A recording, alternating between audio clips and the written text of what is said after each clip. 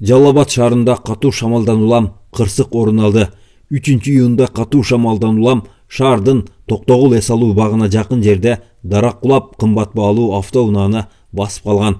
Дарактын кулашынан жабыркагандар жок. Бактыга жараша адам өмүрүнө коркунуч жаралган эмес.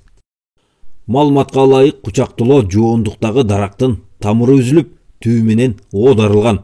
Жалпысынан 4 автоунаа дарактын алдында калган. Мындан сырткары бир нече сарайдын чатыры учуп талкаланган. Аксы районунда да кырсыкка кабылган турак жайлар бар. Социалдык тармакта талкууга алынган дарактын кулашы боюнча шаардыктар өз пикирлерин жазып калтырышууда. Айрым колдонуучулар шаардагы дарактар карып баратат, ордуна жаңысын отургузуу зарыл десе, дагы бирөө жеткиликтүү суу кароо керек, суу ичпесе тамырлары азайып чирип калат деп пикир калтырышкан.